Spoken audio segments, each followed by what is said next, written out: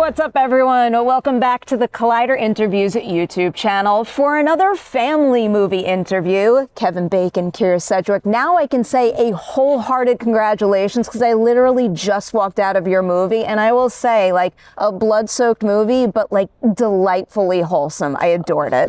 Thank you so much. Yeah, we're so wholesome, aren't we, honey? Yes, we are. We're wholesome, honey. This community is wholesome, so I'm going to start with that. I'm going to start with talking about being at the Overlook Film Festival because I love this festival so much. I love the people who come here.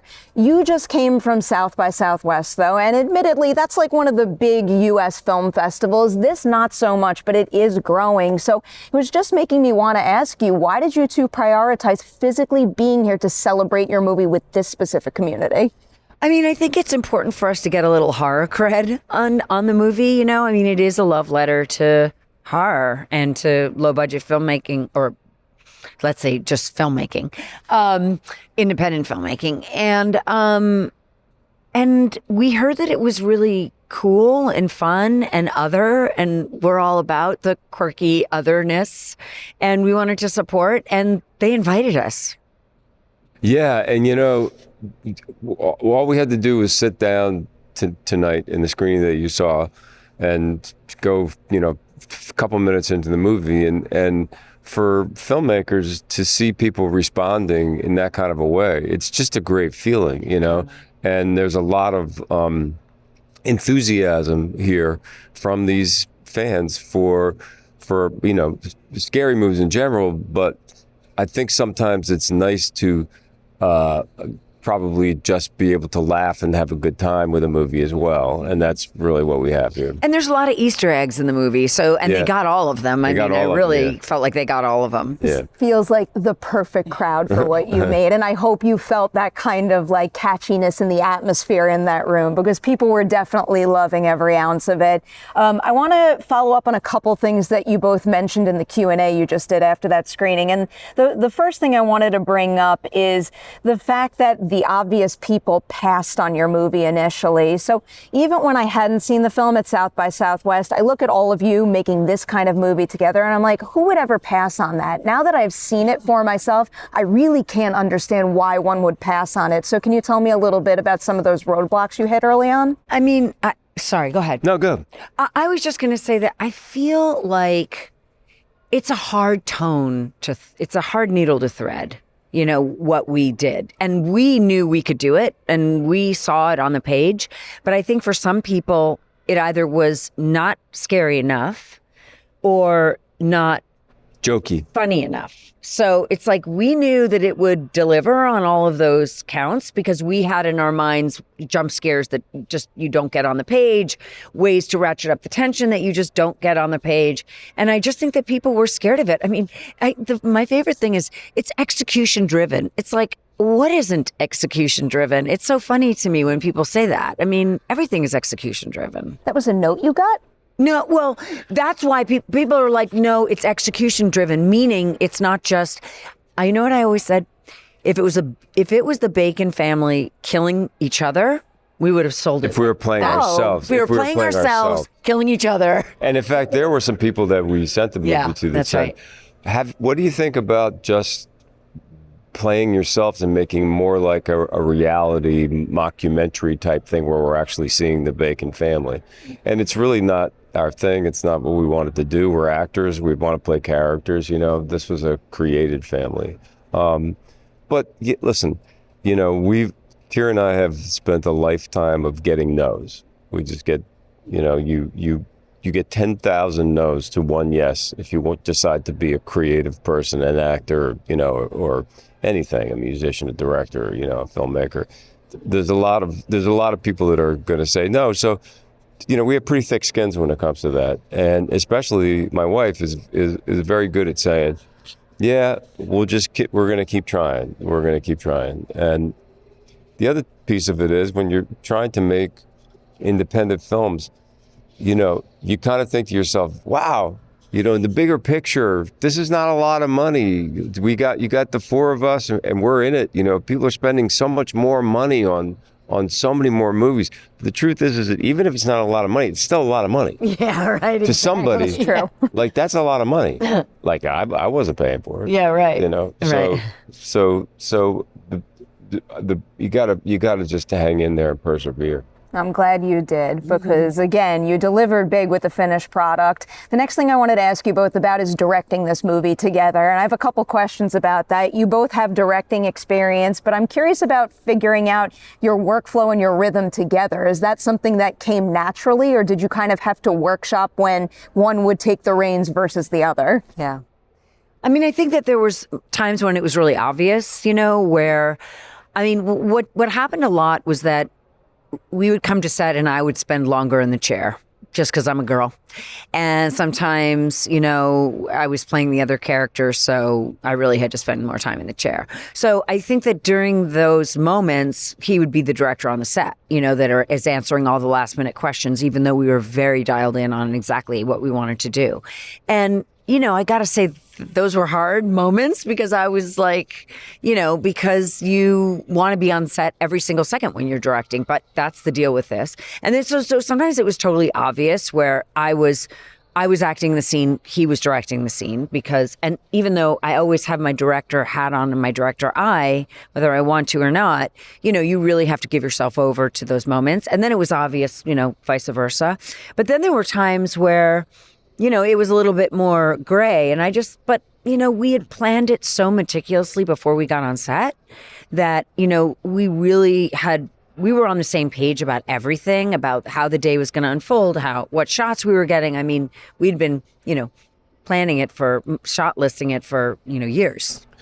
And we'd also rehearsed quite a bit and had made a lot of decisions about performance and had gone over lines and, you know, run it.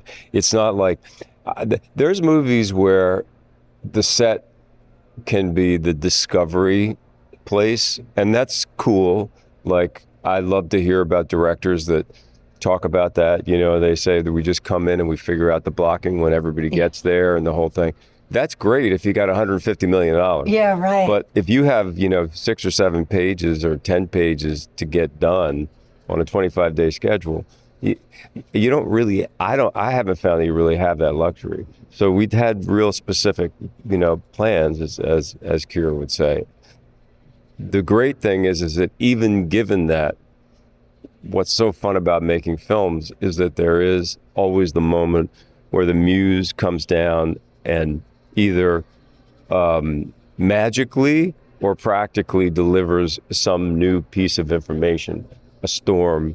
You know, I'll give you an example. We always thought of the character of Bill as having 2 dogs. Mm-hmm. And a lot of stuff that we were going to construct in terms of like the way that the dogs are going to be shot is always going to be about him having these 2 dogs.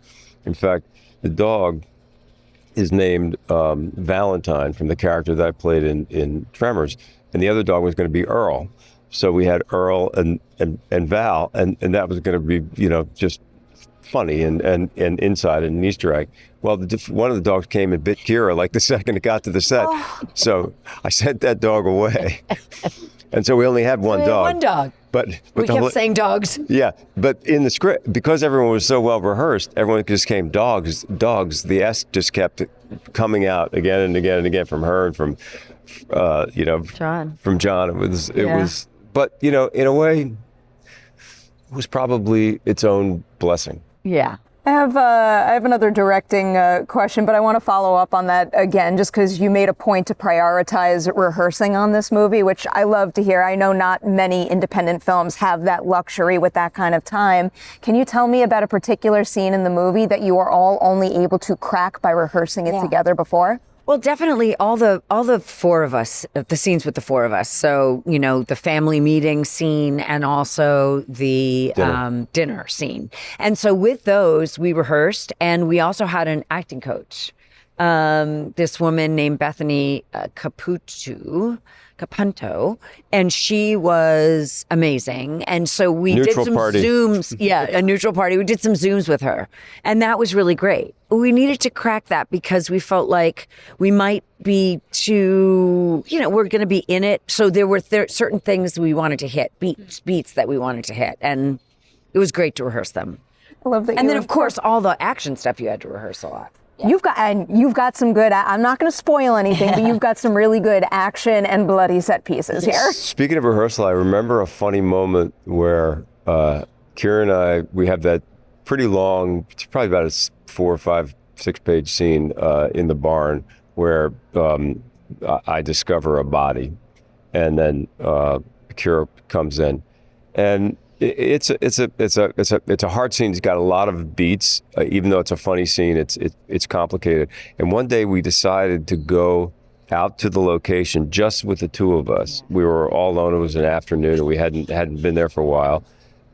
And we drove up and we went in the barn, and we were blocking it essentially and running it and really getting a feel for where the cameras were going to be, but all by ourselves. And all of a sudden there was this giant storm that hit, and we got basically trapped in the barn because there was so much lightning that to make it from the barn to our car would literally felt like we were going to be risking our lives. Exactly.